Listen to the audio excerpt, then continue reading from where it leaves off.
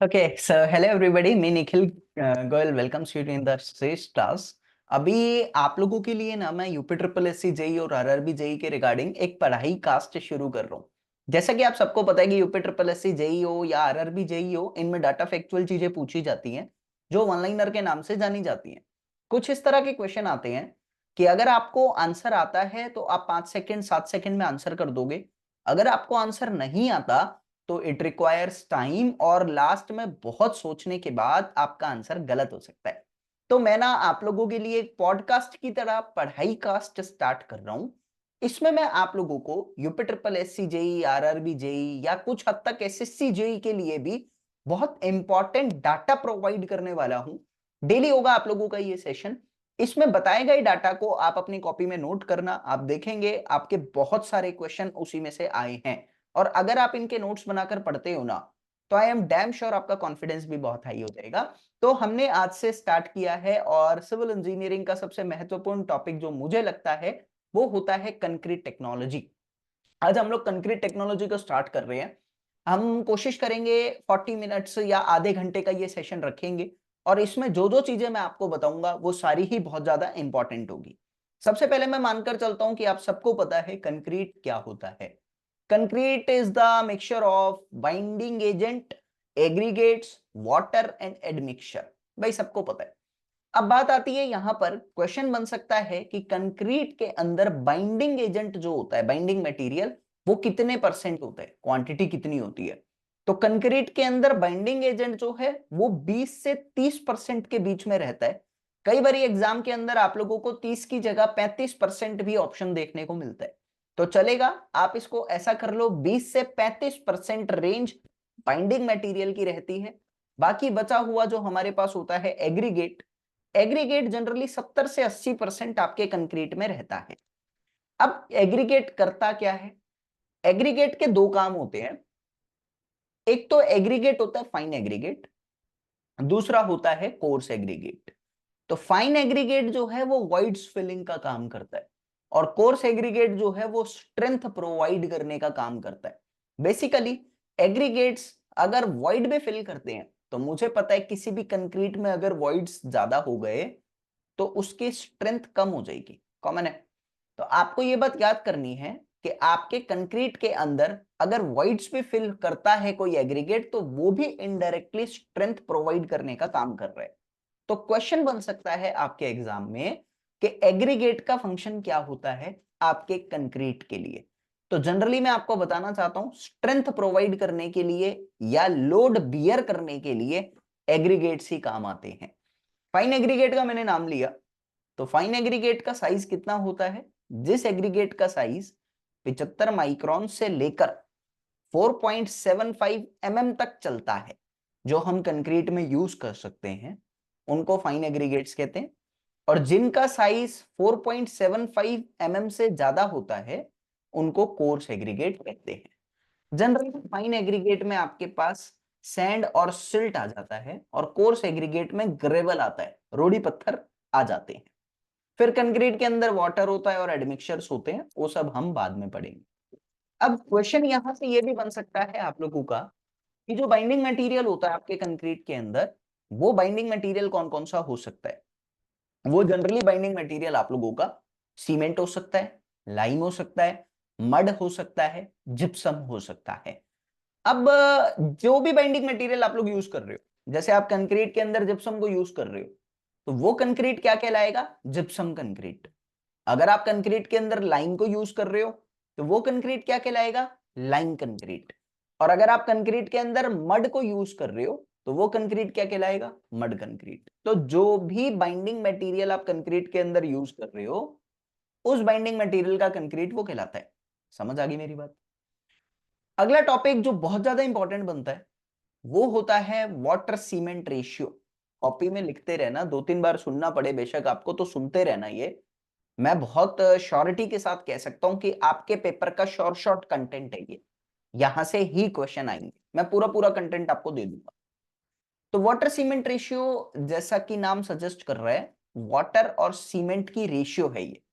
भाई कंक्रीट के अंदर कितना पानी है और कितना सीमेंट है, उनकी रेशियो कहलाता है वाटर सीमेंट रेशियो।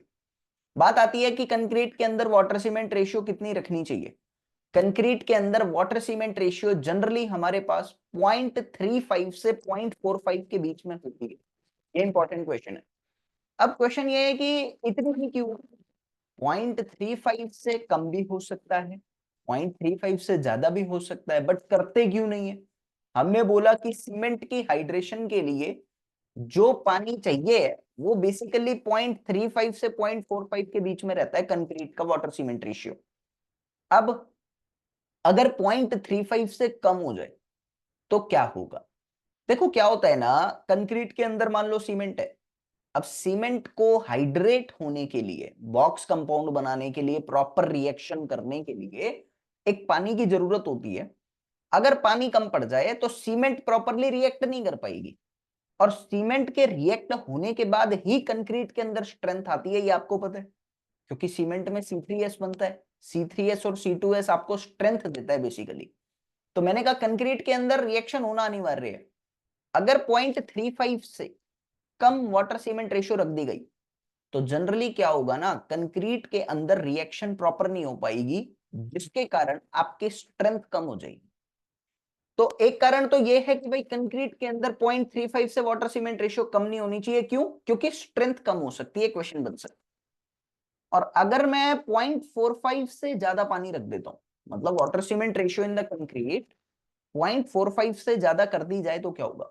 देखो, कंक्रीट के अंदर अगर वाटर सीमेंट रेशियो 0.45 से ज्यादा हो गई तो पानी बहुत ज्यादा हो जाएगा, और ज्यादा पानी रहेगा तो कंक्रीट के अंदर ही, तो क्या करेगा? वॉइड्स क्रिएट कर देगा, कैपिलरी फ्रिंजेस क्रिएट कर देगा, पानी अपना रास्ता बना लेगा कंक्रीट के अंदर। अब पानी आ गया तो कहीं ना कहीं खोखलापन भी आ गया, वॉइड्स बन गए। वॉइड्स बनने से स्ट्रेंथ कम हो गई, तो भी स्ट्रेंथ कम होती है। तो आपके एग्जाम का क्वेश्चन क्या बनेगा यूपी ट्रिपल एससी और आरआरबी जेई का, कि अगर मैं कंक्रीट के अंदर वाटर सीमेंट रेशियो को 0.35 से कम या 0.45 से ज्यादा करता हूं तो क्या होता है? स्ट्रेंथ कम होती है। कारण क्या है? इनडायरेक्टली दोनों में ही वॉइड्स बनने का कारण है। पहले वाले में डायरेक्ट कारण है कि रिएक्शन कंप्लीट नहीं होगी तो स्ट्रेंथ प्रॉपर नहीं आ पाएगी, और 0.45 से ज्यादा होने पर वॉइड्स बन सकते हैं, कैपिलरी फ्रिंज बन सकता है, तो आप लोगों की स्ट्रेंथ कम हो जाएगी। ओवरऑल मैं ये बात कह सकता हूं कि अगर कंक्रीट के अंदर पानी ज्यादा कर दिया जाए तो पानी के ज्यादा करने से कंक्रीट की स्ट्रेंथ कम हो जाती है। कॉमन सेंस की बात है। तो हम यहां से एक लॉ निकालते हैं कि वाटर सीमेंट रेशियो के इनवर्सली प्रोपोर्शनल होती है आपके कंक्रीट की कंप्रेसिव स्ट्रेंथ। ये चीज आपको ध्यान रखनी है। वाटर सीमेंट रेशियो के इनवर्सली प्रोपोर्शनल होती है कंक्रीट की वॉट कंप्रेसिव स्ट्रेंथ। तो ये लॉ आपको क्लियर होना चाहिए। और ये लॉ दिया किसने था? ये लॉ दिया था एब्राम्स ने। तो इस लॉ को हम लोग एब्राम्स लॉ के नाम से जानते हैं। जेई के पेपर में बहुत बार पूछा गया है, डफ एब्राम्स लॉ। तो डफ एब्राम्स लॉ ने क्या कहा था? डफ एब्राम्स लॉ ने कहा था कि strength is inversely proportional to water cement ratio. और इसका फॉर्मूला दिया, प्रॉपर न्यूमेरिकल आ सकता है आपके यूपी के एग्जाम में, कि जो स्ट्रेंथ होती है कंक्रीट की, उसका एग्जैक्ट फॉर्मूला क्या है? वो है 984 upon 4 into water cement ratio. Strength is equal to 984 upon 4 into water cement ratio. तो ये आपका स्ट्रेंथ का फॉर्मूला है डफ एब्राम्स लॉ के थ्रू। जहां पर ये जो स्ट्रेंथ आप निकाल रहे हो, ये कौन सी स्ट्रेंथ है? ये 28 दिनों तक आने वाली स्ट्रेंथ होती है आपके कंक्रीट में। मेरी बात क्लियर है आपको? चले, वाटर सीमेंट रेशियो पे एक बंदे ने और बहुत अच्छा काम किया था, एब्राम से पहले ही कर दिया था, वो था फेरेट लॉ। फेरेट नाम के बंदे ने भी स्ट्रेंथ निकाली थी कंक्रीट की, जो 28 दिन पर कंक्रीट की स्ट्रेंथ आती है वो निकाली थी। तो मैं आपको बता देता हूं वो लॉ क्या कहता है। फेरेट ने कहा कि जितना ज्यादा कंक्रीट के अंदर सीमेंट होगा उतना ज्यादा कंक्रीट की स्ट्रेंथ बढ़ेगी।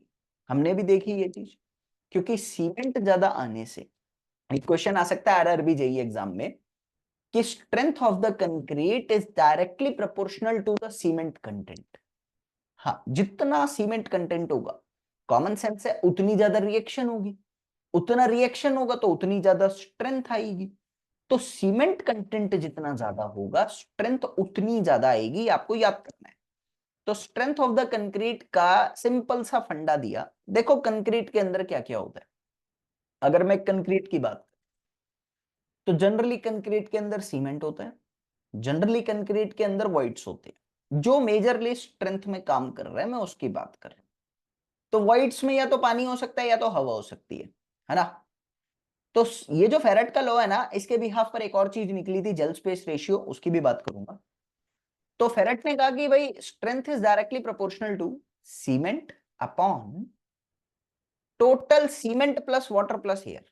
यानी cement plus water plus air में कितनी सीमेंट है, इसको अगर मैं कंपेयर करता हूं, मतलब डिवाइड करता हूं, तो मैं ये बता सकता हूं कि स्ट्रेंथ कितनी है कंक्रीट के अंदर। मेरी बात समझ आ रही है? Strength is directly proportional to cement upon cement plus water plus air. ये फेरेट लॉ था, और इस फेरेट लॉ के क्वेश्चन एग्जाम में अक्सर आ जाते हैं। इसका एग्जैक्ट फॉर्मूला कुछ ऐसा बनकर नहीं आया था। मैं दो तीन चीजें आपको बता देता हूं। ये बात कह सकता हूं कि पानी बढ़ेगा तो सीमेंट की स्ट्रेंथ कम होगी, मतलब कंक्रीट की स्ट्रेंथ कम होगी। अगर वॉइड्स बढ़ेंगे यानी हवा बढ़ेगी तो भी कंक्रीट की स्ट्रेंथ कम होगी। तो कहां से आया था? ये फेरेट लॉ से आया था। क्योंकि मैंने अभी आपको बताया स्ट्रेंथ ऑफ द कंक्रीट जो है वो cement content upon cement plus air plus water. मेरी बात समझ आ रही है? तो ये मतलब आपके लिए जरूरी है, आपको याद करना है। तो हमने बेसिकली वाटर सीमेंट रेशियो पे दो लॉ पढ़े, दोनों इंपॉर्टेंट है, आपके स्टेट एग्जाम के लिए इंपॉर्टेंट रहते हैं और आरआरबी जैसे एग्जाम के लिए भी इंपॉर्टेंट है। कि एक तो होता है डफ एब्राम्स लॉ, एक होता है फेरेट लॉ। दोनों ने ही इनडायरेक्टली वही बात बोली थी। मुझे ओवरऑल यहां से एक चीज समझ आई, स्ट्रेंथ वाटर सीमेंट रेशियो के इनवर्सली प्रोपोर्शनल होती है। ये बात तो कोई डाउट नहीं है। इसके बाद अगर आपको कोई ये कह दे कि चलो आपकी बात मैंने मान ली, वाटर सीमेंट रेशियो के इनवर्सली प्रोपोर्शनल होती है, क्या सीमेंट वाटर रेशियो का रिलेशन बता सकते हो? ध्यान से सुनना, क्वेश्चन बड़ा इंपॉर्टेंट है। मैंने कहा सीमेंट और वाटर का रेशियो, पहले वाटर और सीमेंट के रेशियो था, वाटर ऊपर था सीमेंट नीचे थी। अब की बार कह रहा है सीमेंट अपॉन वाटर रेशियो का रिलेशन बता सकते हो? हाँ। मैंने कहा एक चीज तो मैं जानता हूं, जितना सीमेंट बढ़ेगा स्ट्रेंथ उतनी बढ़ेगी, कॉमन है। यानी आपकी कॉम्प्रेसिव स्ट्रेंथ जो है वो सीमेंट और वाटर के रेशियो के डायरेक्टली प्रोपोर्शनल चल रही है। बात समझ में आ रही है? यहां पर आपको काफी ज्यादा इंपॉर्टेंट है। तो आपका स्ट्रेंथ वाटर सीमेंट रेशियो के इनवर्सली प्रोपोर्शनल होता है, लेकिन सीमेंट वाटर रेशियो के डायरेक्टली प्रोपोर्शनल होता है। कोई बड़ी बात नहीं बोल रहा, बहुत सिंपल सा लॉजिक है, आपको ध्यान रखना है, क्वेश्चन में अक्सर गलती हो जाती है। ठीक है, चल। ऐसे ही एक बार की बात है, मैं एक बच्चे से टेस्ट ले रहा था, तो मैंने सीमेंट वाटर रेशियो का रिलेशन दे दिया स्ट्रेंथ में। तो भाई कॉन्फिडेंस देखना आप, मुझे आके स्पेशली कहता सर क्वेश्चन गलत है, ये तो वाटर सीमेंट रेशियो होता है, यहाँ पे उल्टा लिख रखा है आपने। तो पेपर में अगर आए तो हम नहीं करेंगे, थोड़ा सा इसको ठीक कर लेंगे। क्लियर है ये बातें आपकी? अब अगला टॉपिक मेरे पास आता है, अगले पे जाने से पहले मैं रिकॉल करा दूं अभी तक क्या क्या पढ़ा।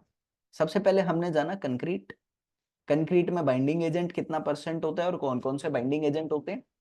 फिर हमने जाना एग्रीगेट, एग्रीगेट के साइज, फाइन और कोर्स क्या काम करता है, कितना परसेंट होता है। देन हमने जाना वाटर सीमेंट रेशियो के बारे में, कि वाटर सीमेंट रेशियो किस तरह से आपके कंक्रीट की स्ट्रेंथ को अफेक्ट करती है, उसकी रेंज कितनी होती है, किन लोगों ने वाटर सीमेंट रेशियो पे अपने अपने सिद्धांत दिए, तो डफर-एब्राम्स लॉ मिला और फेरेट लॉ मिला। अब फेरेट लॉ के बिहाफ पर या डफ-एब्राम्स के बिहाफ पर एक और चीज निकल कर आती है इनडायरेक्टली, जिसको कहते हैं जेल स्पेस रेशियो। तो जेल स्पेस रेशियो में जिन्होंने काम किया, जैसे वाटर सीमेंट रेशियो में जिन्होंने काम किया वो तो डफ-एब्राम्स थे, जेल स्पेस रेशियो में जिन्होंने काम किया वो थे पावर एंड ब्राउन यार्ड। नाम याद करेंगे, बहुत इंपॉर्टेंट नहीं है लेकिन ठीक है, पावर एंड ब्राउन यार्ड। ठीक है, तो बात आती है यहां से कि इन्होंने क्या बताया। पहली बात तो जेल स्पेस रेशियो को समझकर चलो, फिर इसकी बात को बाद में देखते हैं। देखो जेल की अगर मैं बात करता हूं तो दिमाग में एक ही चीज आनी चाहिए। अक्सर बच्चों के दिमाग में, जो सिंसियर होते हैं उनके दिमाग में सीमेंट वाली बात आती है, जो नहीं होते उनके दिमाग में हेयर जेल आ सकता है। वैसे जनरली कम ही आता है, लेकिन लड़कियों के दिमाग में अक्सर एलोवेरा जेल आ जाता है या सनस्क्रीन जेल आ जाता है। तो मैं बात कर रहा था यहाँ पर कि जब भी हम सिविल इंजीनियरिंग की बात करते हैं, खासकर कंक्रीट और सीमेंट का जहां पर यूज होता है, तो मेरे दिमाग में आती है CSH जेल। हम सबको पता है कंक्रीट पानी के साथ रिएक्ट करता है, पानी के साथ रिएक्ट करने के बाद वो CSH जेल बनाता है, कैल्शियम सिलिकेट हाइड्रेट्स। तो वो CSH जेल जो है वो बेसिकली क्या है, वो जेल है। और स्पेस की मैं बात करता हूं तो what do you mean by space? Space का मतलब है कि पूरी जगह जहां पे सीमेंट रिएक्ट कर रही है, वो जगह जहां सीमेंट रिएक्ट कर रही है। काम मैं जल का ही ले रहा हूं, बात मैं जल की कर रहा हूं, लेकिन जहां रिएक्ट कर रही है उसकी स्पेस की बात भी कर रहा हूं। क्यों? स्पेस में दो तीन चीजें अच्छी आती है।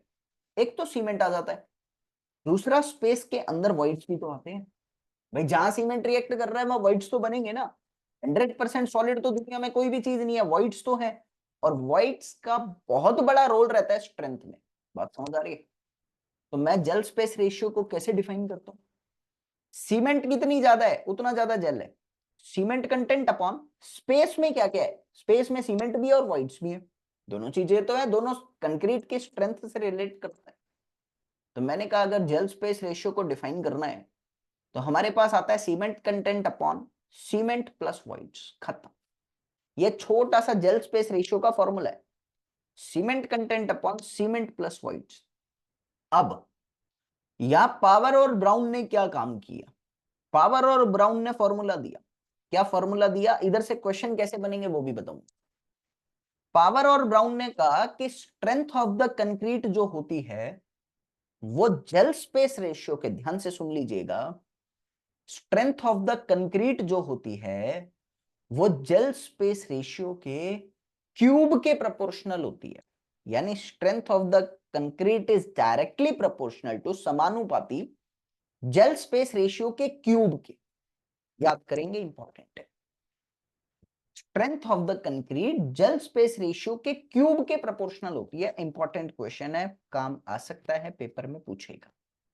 अब डायरेक्ट फॉर्मूला क्या बना? बहुत ज्यादा रिसर्च करने के बाद हमारे पास फॉर्मूला आया कि स्ट्रेंथ ऑफ द कंक्रीट जो है वो हमें पता लग गया कि जेल स्पेस रेशियो के क्यूब के प्रोपोर्शनल है। तो कांस्टेंट वैल्यू क्या होगी जब प्रोपोर्शनलिटी का साइन हटाया जाएगा? तो strength of the concrete is equal to 240 into gel space ratio का क्यूब। ये फॉर्मूला है। जेल स्पेस रेशियो का क्यूब इंटू 240 क्या है? स्ट्रेंथ देता है according to Power and Brownyard. तो आपने स्ट्रेंथ के लिए 3 लॉ पढ़े अभी अभी कंक्रीट के। कौन कौन से? एक तो पढ़ा डफ एब्राम्स लॉ, जहां पे आपको मिला 984 upon 4 into water cement ratio overall strength देता है कंक्रीट की। कितने दिन की? 28 दिन की। फेरेट लॉ पढ़ा।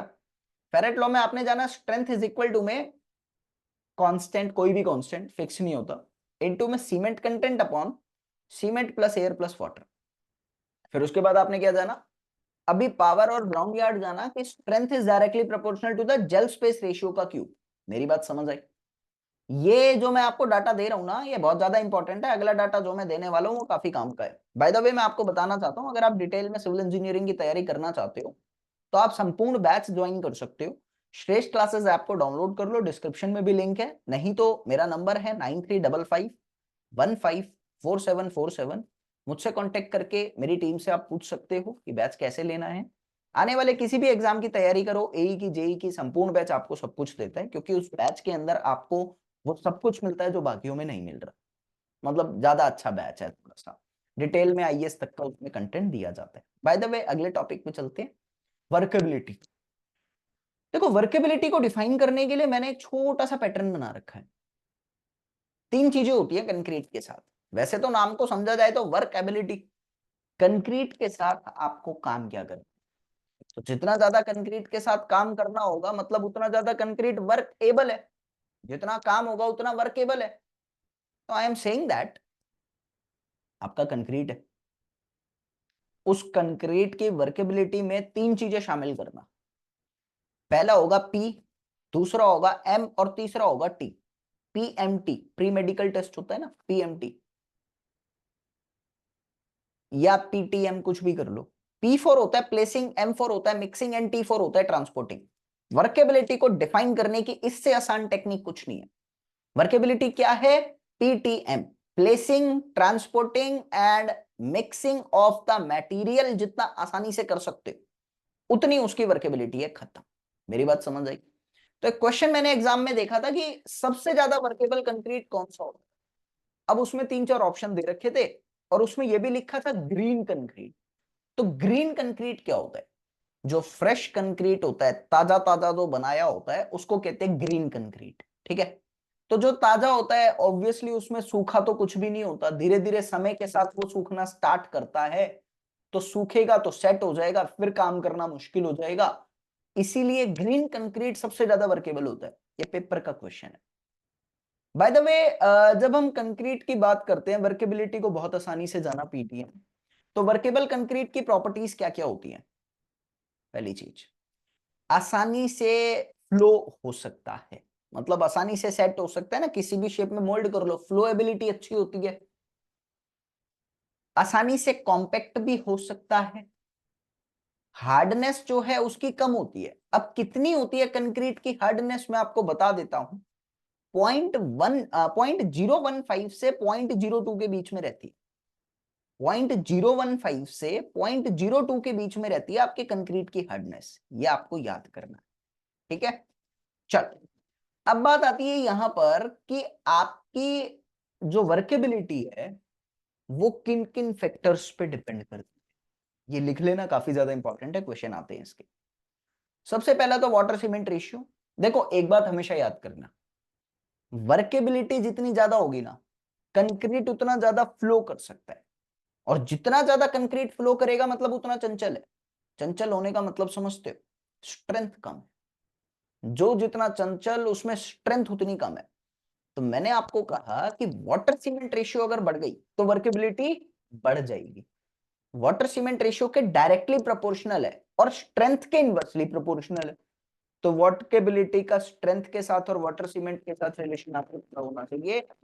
अगर पानी 10% ज्यादा कर दिया जाए ना, तो उसमें जो स्ट्रेंथ है वो 15% कम हो जाती है। और अगर पानी 30% ज्यादा कर दिया जाए, कंक्रीट की जो स्ट्रेंथ है वो 50% कम हो जाती है।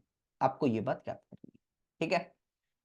दूसरा मेरे पास आता है, मेरे को पता है कि कंक्रीट के अंदर एग्रीगेट जो है वो बेसिकली स्ट्रेंथ प्रोवाइड करने के काम में आते। तो अगर मैं एग्रीगेट बढ़ा देता हूं तो क्या मेरी वर्केबिलिटी बढ़ेगी? नहीं। स्ट्रेंथ बढ़ रही है तो वर्केबिलिटी कम होगी। तो एग्रीगेट सीमेंट रेशियो अगर बढ़ती है तो वर्केबिलिटी कम होती है। आपको ये बात याद करनी है, जनरली ये बात याद होनी चाहिए। ठीक है? अगर वाटर सीमेंट रेशियो कांस्टेंट, उस टाइम पे वाटर सीमेंट रेशियो एक ही रखेंगे कोई भी। फिर तीसरा फैक्टर मैं यहां पर लेकर चल सकता हूं, साइज ऑफ द एग्रीगेट। तो जनरली अगर मैं एग्रीगेट का साइज बढ़ाता, ये जो मैं बोल रहा हूं इन पे क्वेश्चंस आते हैं, थोड़ा ध्यान देंगे। जनरली एग्रीगेट का साइज बढ़ा रहा हूं तो वर्केबिलिटी बढ़ेगी, और एग्रीगेट का साइज अगर घटा रहा हूं ना तो वर्केबिलिटी कम हो जाएगी। ये बात आपको याद, साइज बढ़ा रहा हूं तो वर्केबिलिटी बढ़ेगी, साइज घटा रहा हूं तो वर्केबिलिटी कम हो जाएगी, यानी workability is directly proportional to size of the aggregate. अब आती है ग्रेडिंग ऑफ द एग्रीगेट्स। देखो ग्रेडिंग क्या है, वेल ग्रेडेड होता है, पुअरली ग्रेडेड एग्रीगेट होता है, ये सबको पता है। तो वेल ग्रेडेड एग्रीगेट में वर्केबिलिटी ज्यादा होती है। ऐसा क्यों होता है? वेल ग्रेडेड का मतलब होता है कि उसमें हर साइज के पार्टिकल्स प्रेजेंट है, फाइन भी प्रेजेंट है, कोर्स भी प्रेजेंट है।